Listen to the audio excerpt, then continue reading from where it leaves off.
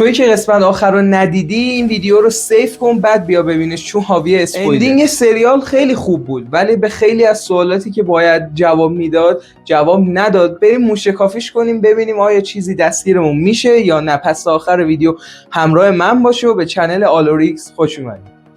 وقتی که داشت وکنا شکست میخورد ویل وارد ذهن هنری شده بود و میفهمیم که هنری واقعا اونقدر هم آدم بدی نبوده و هنری ذهنیتش این بوده که من آقا ماین فلیر رو حالا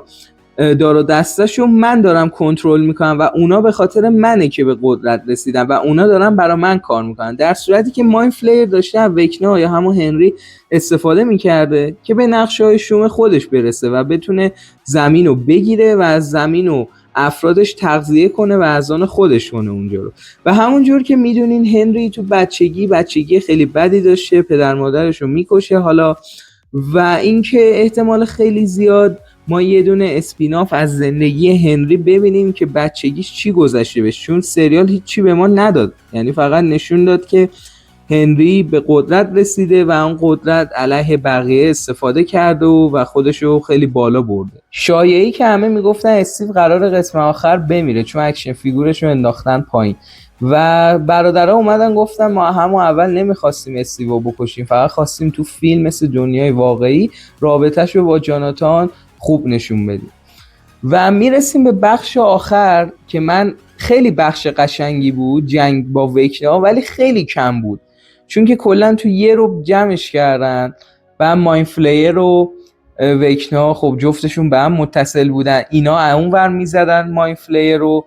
و الون هم داشت با وکنا مبارزه میکرد که آخر دیدیم وکنا نتونست زورش به الون برسه. چرا؟ چون که با کمک ویل رفته بود تو ذهنش و نمیذاش که کاری بکنه.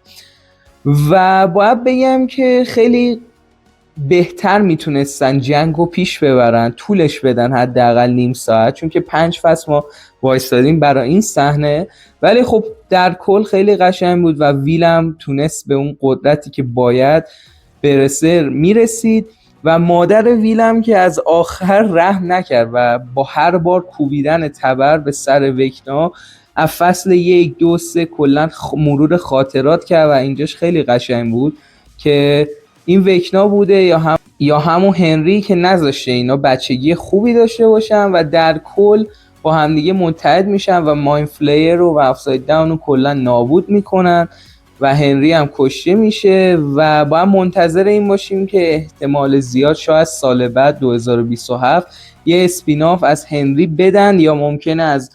کاراکترهای دیگه هم اسپیناف ببینیم، چون که اینجوری که داستانو گذاشتم به عهده خودمون اندینگش که آیا الون زنده هست یا نه، به احتمال زیاد ما اسپیناف خواهیم دید که الون توش باشه یا نه. و خود برادرها اومدن گفتن که ما میخوایم یه سریال جدید بسازیم به زودی، حالا تاییدش نکردن،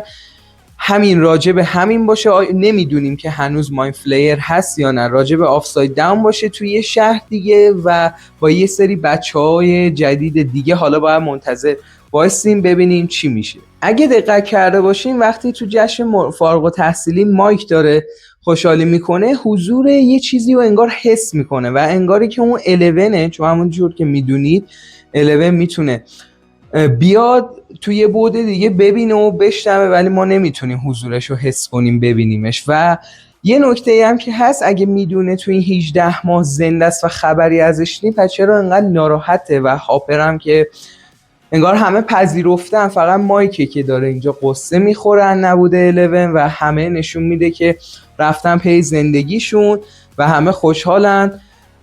و هر کسی که خواسته به آرزوش رسیده و از این طرف فقط مایکه که قصه رو باید یه جوری تک و تنها ادامه بده و همونطور که برادران دوفر قولشو داده بودن به ما، گفتن همونطور که سریال رو ما شروع کردیم همونجور هم تمومش میکنیم و به همین قول پایبند بودن و همونطور هم تموم شد سریال، در حال بازی کردن و دونه دونه کتاباشون رو گذاشتن و داستان به پایان رسید و قصه گوی ما که مایک باشه قصه ها رو داشت تعریف میکرد و نیکولاس و مکس همون قولی که نیکولاس داده بود مکس رو برده بود سینما و فیلم اسکریم رو داشتن میدیدن و ویل گفته بود که از دخترها خوشم نمیاد و حالا وارد رابطه شده بود با یه پسری و داستینم که رفیق صمیمیشو استیو داشت و داشت تحصیلاتشو میکرد و فقط قصه گوی ما بی جواب موند. اونم مایک بود که داشت تایپ میکرد و صحنه‌ای که خیلی اون دیدیم این بود که یاد گذشته افتاد، یاد خودش و دوستاش و داستان 11 هم سپردن به ما که اندینگش آیا زنده هست یا نیست اونو باید در ادامه ببینید. اینم از این ویدیو، امیدوارم که لذتشو برده باشی. اگه میخوای یه ویدیو راجع به کل نکات قسمت آخر استرنجر تینگز بسازم حمایتم کن، ویدیو رو لایک کن، به اشتراک بذار و چنلمو سابسکرایب کن چون خیلی به حمایتتون نیاز دارم. خیلی مخلصیم. تا یه ویدیوی دیگه، فعلا